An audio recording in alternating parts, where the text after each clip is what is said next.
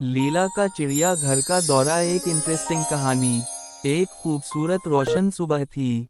महल की खिड़की से धूप की सुनहरी किरणें अंदर आ रही थीं। शहजादी लीला खुशी खुशी तैयार हो रही थी क्योंकि आज वो चिड़िया घर जाने वाली थी। इसने अपना गुलाबी शाही फराक पहना, सर पे ताज सजाया और छोटा सा बैग पकड़ा जिसमें बिस्किट और फल रखे थे ताकि जानवरों को खिला सके। इसके खानदान वाले भी इस खुशगवार सफर के लिए पुरजोश थे। महल के बाहर शाही बगी तैयार खड़ी थी। दो घोड़े चमकदार साज वाओ सामान पहने थे और कोचुअन मुस्कुराकर लीला का इंतजार कर रहा था। इसके खानदान वाले भी इस खुशगवार सफर के लिए पुरजोश थे। रास्ते में बहार के खिले फूल, परिंदों की चहचहाहट और हल्की सी ठंडी हवा सफर को मजीद खुशगवार बना रही थी। जब बगी चिड़िया घर के दरवाजे पर पहुंची तो लीला की आंखों में खुशी झलकने लगी। दरवाजे पर रंग बिरंगे झंडे लहरा रहे थे और अंदर से जानवरों की आवाजें आ रही थीं। सबसे पहले वो परिंदों के हिस्से में गई। रंगीन तोते खुशी से चहचहा रहे थे। एक मैना ने तो साफ लफ्जों में कहा, हेलो लीला, जिस पर वो हंस पड़ी। लीला सबसे पहले भेड़ों के मैदान में पहुंची। नरम ऊन वाली सफेद भेड़ें सुकून से घास चुन रही थीं। एक शरारती बकरी उछलती हुई आई और इसके लिबास के रबन को सूंघने लगी, जैसे कह रही हो, ये मेरा है। लीला हंस पड़ी। एक नरम दिल टट्टू आहिस्ता आहिस्ता उसके करीब आया और अपना सर झुकाकर इसके हाथ से सुलाने लगा।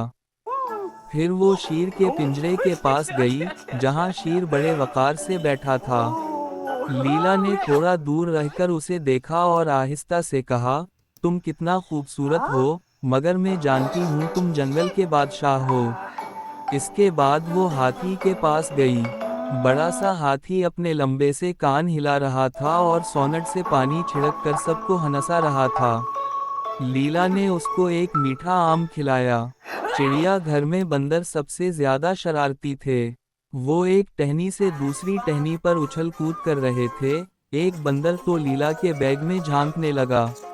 दोपहर को एक बड़े दरख्त के साए में चटाई पर ताज़ा फल, सैंडविच, बिस्किट और ठंडी लेमोनेड रखी थी। दोपहर को सब्ज लॉन में बैठकर लीला ने अपना लंच खाया और इर्द गिर्द मौजूद जानवरों को भी खिलाया।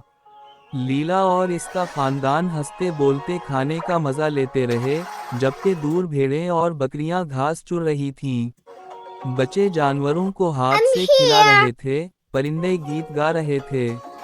वो हर जानवर के बारे में पूछती, इसका नाम और आदत जानती। कुछ देर बाद लीला ने देखा कि रखवाले किस मोहब्बत से उन जानवरों का ख्याल रखते हैं।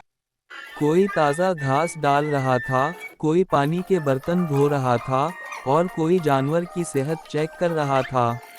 लीला ने टट्टू के कान में आहिस्ता से कहा, तुम सबका कितना ख्याल रखा जाता है, यही असल मोहब्बत है।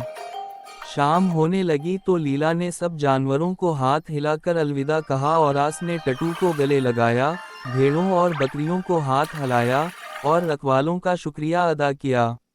बगी में बैठते हुए उसने पीछे मुड़कर कहा, मैं जल्द ही दोबारा आऊंगी। बगी जैसे जैसे बाग से दूर होती गई, लीला के दिल में एक नरम सा एहसास। बगी में बैठते हुए दिल ही दिल में वादा किया, मैं जल्द ही दोबारा आऊंगी और अपने जानवर दोस्तों के लिए मजीद तोहफे लाऊंगी।